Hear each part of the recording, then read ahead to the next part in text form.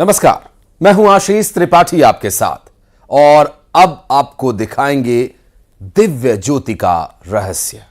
आज जो हम आपको दिखाने वाले हैं वो बेहद डराने वाला है, जिसमें कई रहस्य छिपे हुए हैं। आज हम आपका परिचय एक दिव्य ज्योति रहस्य से कराने वाले हैं जो आसान बिल्कुल भी नहीं था। हमने अपने जुनून की वजह से कदम आगे बढ़ाए और आगे एक एक कदम काफी भारी पड़ा, लेकिन हर एक कदम पर हमें इसका एहसास भी हुआ। तो आखिर ऐसा क्या हुआ हमारे साथ? क्या है सफर जिंदगी का? ये हमारी जिंदगी में हम कभी भूल नहीं सकते और ये आप भी महसूस करेंगे इसे देखकर। क्या वहां कोई वाकई रहस्य है? आज आधी हकीकत आधा फसाना में हम आपको यही दिखाने वाले हैं।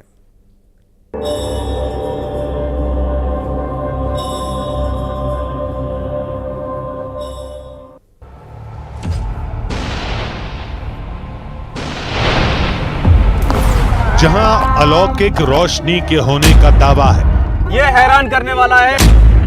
वो जो है सिद्ध तपोभूमि है। जहां आज भी राक्षस राज की कहानियां हैं। प्रारंभ से लेकर अभी तक कभी राक्षसों से घिरा रहा, कभी आतंक से घिरा रहा। वहां जिंदगी का मौत से सामना है।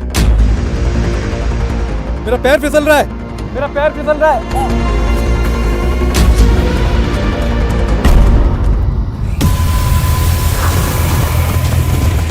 एक तेंदुआ आके जो है एक बच्चे को पकड़ के ले गया और खा दिया। सांसें थामने वाले सफर से गुजरकर मेरी तो सांस अटकने लगी है जैसे भालू को देखा है। मुसीबतों से टकराकर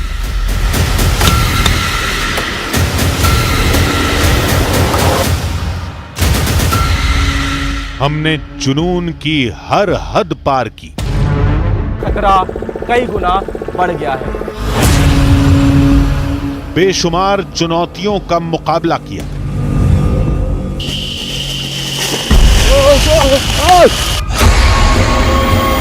आज हमारे साथ वहां चलिए जहां कोई नहीं जाता। जो गया वो उसकी भारी कीमत चुकाता है।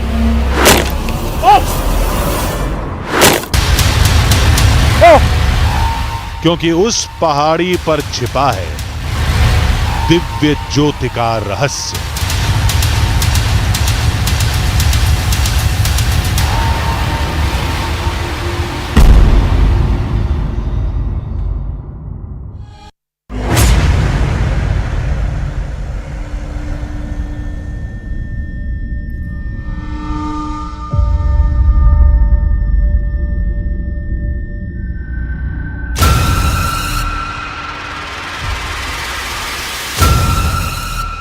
यहां कुदरत एक अलग मायावी रूप में है। जैसे सम्मोहित करती हुई, अपनी ओर खींचती हुई। दिव्य ज्योति की तलाश आज हमें उस सफर पर ले आई है जिस सफर ने आधी हकीकत आधा फसाना की टीम को कभी न भूलने वाले जख्म दिए।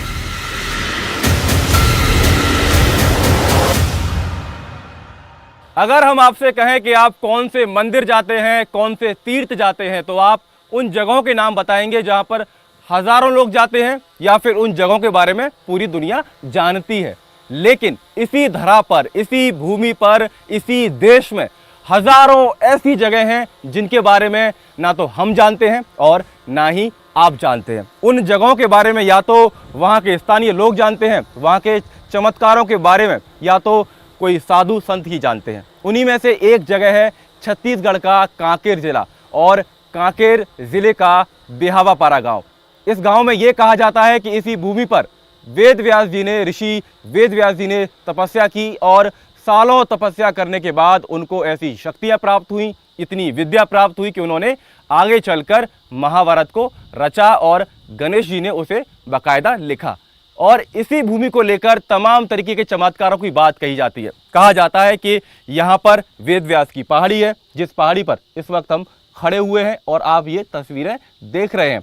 कहा जाता है कि इसी पहाड़ी पर रात के समय एक ऐसा चमत्कार होता है जिसे आसपास के गांव वाले टकटकी लगाकर देखते हैं। चमत्कार कुछ ऐसा कि रात के समय एक बड़ी सी ज्वाला उठती है, एक बड़ा सा दीपक मान लीजिए जो किसी पर्वत के ऊपर जोर जोर से जल रहा हो। व्यास पहाड़ी तक पहुंचने के लिए गांव वालों ने हमें 3 रास्ते बताए। एक छोटा रास्ता, एक लंबा रास्ता और एक महानदी वाला रास्ता।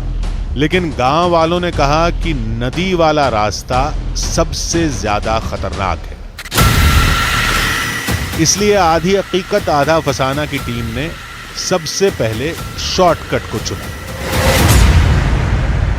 ये सफर बहुत मुश्किल है। गांव वालों की आदत होती है तो उनके हाथ नहीं कटते हैं, और जो मैं महसूस कर पा रहा हूं, गांव वालों की मदद से ये रस्सी बंदी एकदम सीधी पहाड़ी है।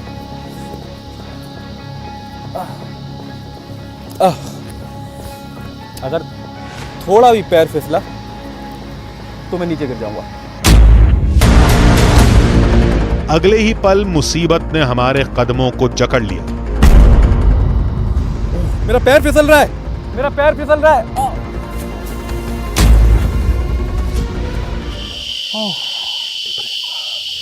लग गई? ओहो।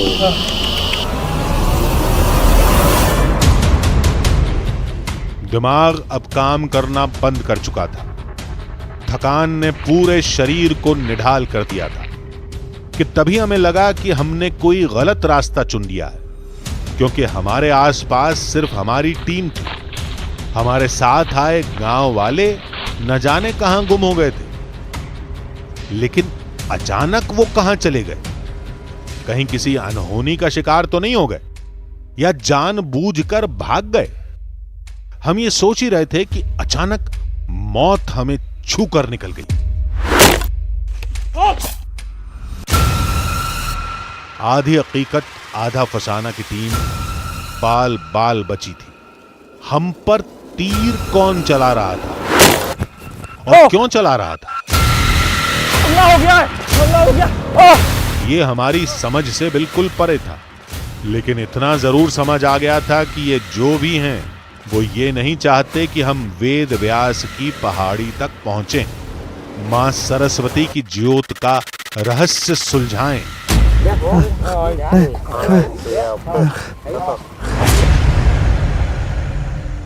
ना हमें उनकी भाषा समझ आ रही थी, ना उन्हें हमारी। हम इशारों के मोहताज थे। एक भी गलत इशारा हमें मौत के मुंह में ढकेल सकता था। हम किसी तरह उन्हें समझाने की कोशिश करते रहे।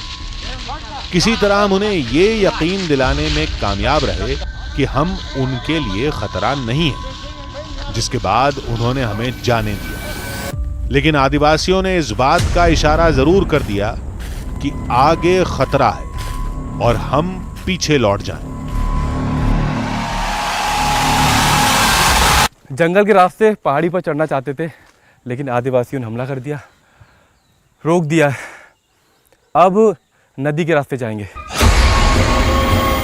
लेकिन नदी तक पहुंचने के लिए पहले इस अचानक आए रहस्यमयी जंगल को पार करना होगा।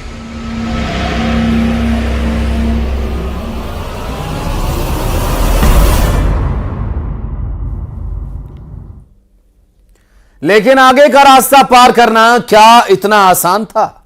यह सवाल इसलिए न तो हमारे पास पानी था, न खाने का कोई इंतजाम, न ही कोई अन्य सामान।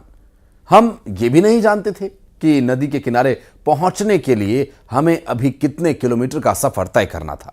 रास्ते में क्या क्या खतरे आएंगे यह भी बिल्कुल नहीं पता था और अंदाजा भी नहीं था। अब तक जितनी मुसीबतों का सामना किया था उन्होंने हमारे हौसलों को खत्म तो नहीं किया था, लेकिन हां हिला जरूर दिया था।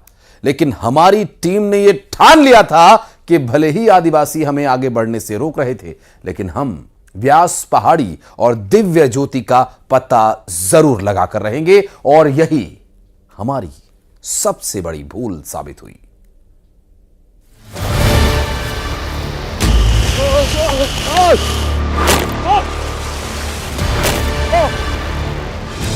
इंसान का दिमाग बुरे अनुभवों को जल्दी भूल नहीं पाता, इसलिए जैसे जैसे हम इस बियाबान रास्ते को पार करने की कोशिश कर रहे थे, हमारे साथ हुआ एक एक हादसा, एक एक किस्सा किसी भयानक तस्वीर की तरह गुजरता जा रहा था। भले ही आदिवासियों ने हमें छोड़ दिया था, लेकिन हमें तो यह भी बताया गया था कि रास्ते में और कैसे कैसे खतरों का सामना करना पड़ सकता है। ये जो व्यासपीठ है, ये जो पहाड़ है, ये बहुत ऊंचा में है, और ज्योति पुंज तो दिन को जलता नहीं है, वो रात को ही प्रज्वलित होता है। अब जब रात को प्रज्वलित होता है तो उस पहाड़ पे जो है भालू, तेंदुआ, चीता, ये सब जानवरों की वहाँ पे जमवाड़ा है, तो वहाँ पे देखने कौन जाए। यानी अब अगर किसी जंगली जानवर से सामना हुआ तो उससे कैसे बचेंगे, क्योंकि यहां न तो साथ देने के लिए गांव वाले थे और न ही हमारे पास कोई ऐसा हथियार जिससे हम खुद को बचा पाते। व्यास पहाड़ी और उस दिव्य ज्योति की कहानी को समझने के लिए कितनी और मुसीबतों का सामना करना होगा, यह बात हमारी समझ से परे जा चुकी थी। तभी अचानक हमारा सामना लंगूरों के एक बड़े झुंड से हो गया। यह झुंड इतना बड़ा था कि हम पर हमलावर भी हो सकता था, लेकिन शायद वो हम पर हमले के मूड में नहीं थे, बल्कि वो हमें किसी अनजान खतरे से आगाह कर रहे थे। लंगूर चीख रहे थे, शायद उन्होंने किसी खतरे को देख लिया था, झाड़ियों में छिपे किसी खूंखार शिकारी को जो हम पर अपनी नजर बनाए हुए था। और तभी हमारा सामना एक विशाल काय भालू से हो गया। जैसा अंदेशा था वही हुआ। गांव वालों ने कहा था कि पहाड़ पर ऊपर आपको जंगली जानवर देखने को मिलते हैं, भालू नीचे उतर आया है। इसलिए हम अब जल्द से जल्द नदी वाले रास्ते पर पहुंचना चाहते थे।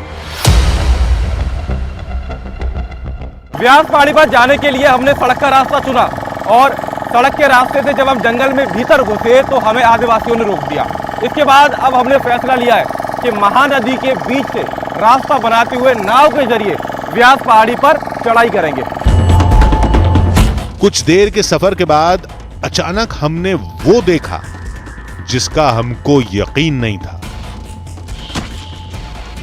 ये वही रास्ता था जो हमारे साथ हुए हादसे के बाद अचानक गायब हो गया था। सरस्वत गिरी या व्यास पहाड़ी, आप जो चाहे से कह लीजिए। व्यास पहाड़ी के ऊपर कई सारी गुफाएं हैं, लेकिन सबसे कठिन और जटिल रास्ता व्यास गुफा के पास पहुंचने का है, क्योंकि ये गुफा व्यास पहाड़ी पर बाहर की तरफ है, चट्टानों के बीचों बीच है। इसीलिए यहाँ पर गांव वाले भी कम आते हैं, और जैसे ही जब शाम ढलती है तो जंगली जानवरों का खतरा भी यहाँ पर बढ़ जाता है। कुछ घंटों की तलाश के बाद हमें एक गुफा दिखाई दी। क्या यही महर्षि वेद व्यास की गुफा थी? क्या यहीं उन्होंने तपस्या की थी? रोमांच से रोंगटे खड़े हो रहे थे। तो आखिरकार हम पहुंच गए हैं व्यास पहाड़ी के ऊपर, व्यास गुफा के एकदम भीतर। और शायद जो दावा किया जाता है कि इसी पहाड़ी से एक लौ दिखती है, एक दिव्य ज्योति दिखाई देती है। भीषण गर्मी के समय में भी ये गुफाएं बेहद शीतल रहती हैं, बेहद ठंडी रहती हैं। लेकिन अगर आप इन गुफाओं को देखेंगे तो आप डर सकते हैं। डर इसलिए सकते हैं क्योंकि इन गुफाओं के आसपास कुछ ऐसे रास्ते यहां पर देखने को मिल रहे हैं जो कहां तक जाते हैं किसी को नहीं पता। गांव वाले कहते हैं कि इन गुफाओं में वे एक सीमित दायरे तक ही भीतर जा पाते हैं। अंत में ये गुफाएं काफी गहरी बताई जाती हैं। हालांकि इस पूरे इलाके में ये कहा जाता है कि भालुओं की तादाद बहुत ज्यादा है, और ऐसे में इस बात से बिल्कुल हैरानी एक तरीके से उसको नकारा नहीं जा सकता कि यहाँ पर भालुओं की मौजूदगी हो, क्योंकि इन गुफाओं के भीतर ही कई भालू पहले देखे गए हैं और ये दावा गांव वाले करते हैं। गुफा के अंदर हम आगे बढ़े तो हमारी मुलाकात एक शख्स से हुई जिसने हमें वेद व्यास गुफा से जुड़ी चौंकाने वाली कहानियां बताई। वो जोत जो दिखाई देती है वो ऊपर से पहाड़ी पर आके दिखाई देती है, ऐसे गांव में से ही दिखाई देती है? गांव में से भी देखते हैं, ऐसे पहाड़ी भी तो आके नहीं देखे हैं, गांव से दिखता है। गुप्त अंधेरा है, जिसे गुप्त अंधेरा कहते हैं। हमें लौटना पड़ेगा यहाँ से, क्योंकि इसके आगे नहीं जा पाऊंगा।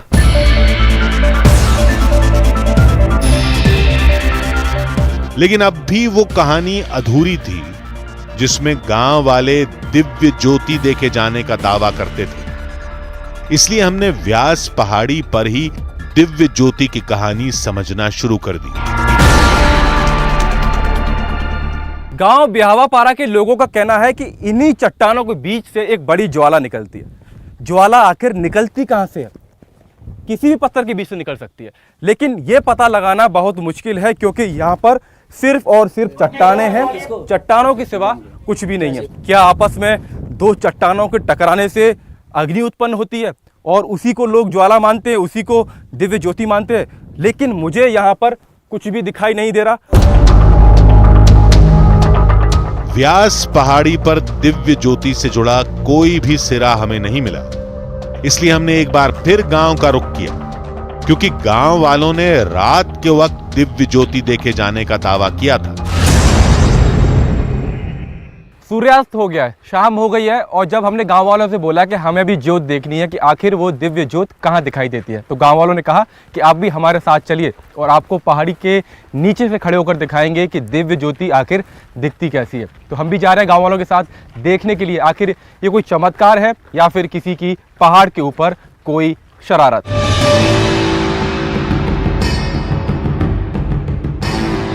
शाम जैसे जैसे ढलती गई, गांव वालों का जमावड़ा बढ़ता गया। हर किसी को मां सरस्वती की ज्योत स्वरूप का दर्शन करना था। दिव्य ज्योत कहाँ दिखाई देती है आप लोग को? पहाड़ी के ऊपर दिखाई देते हैं ज्योत। इधर इधर कम से कम ये 100 साल से 1000 साल हुई, पर हम भी नहीं जाने, पहले से जो जलता था।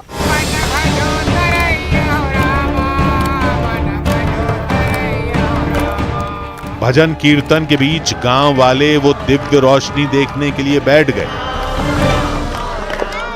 ब्याहवापारा गांव में कोई मंदिर नहीं है, ना ही कोई धाम है। कोई त्योहार होता है, कोई पर्व होता है या किसी की जयंती होती है तो पूजा व्यास पहाड़ी के ऊपर ही होती है। अब आप देखिए, दिव्य ज्योत देखने के लिए यहाँ पर सभी ग्रामीण इकट्ठा हुए थे और दिव्य ज्योत के इंतजार में अब यहीं पर ही कीर्तन शुरू हो गया है।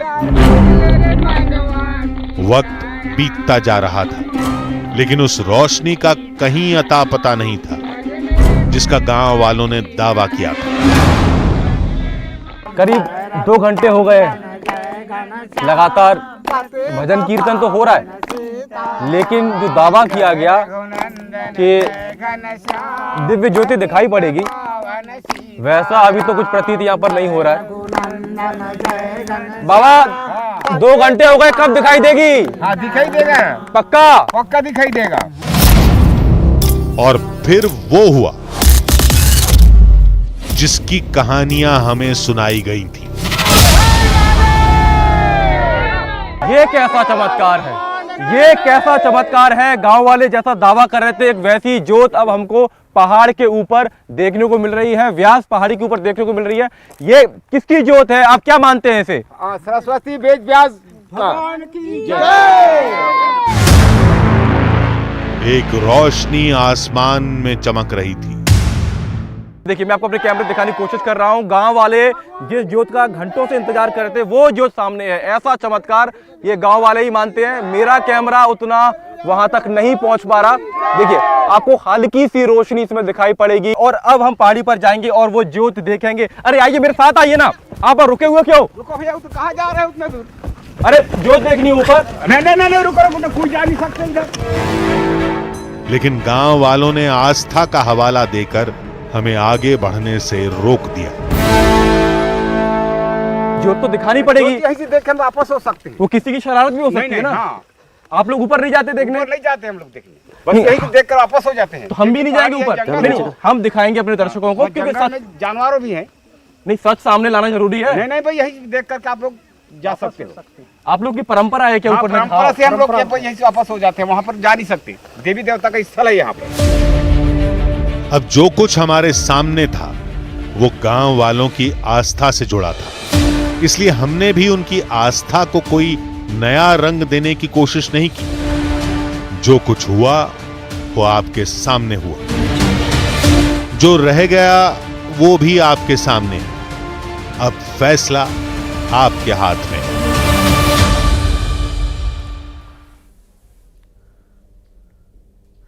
कुछ तो है जो गांव वालों को इससे जुड़े हुए है, लोगों की आस्था है, उनकी मान्यता है, जिनके पार हम नहीं जा सकते थे।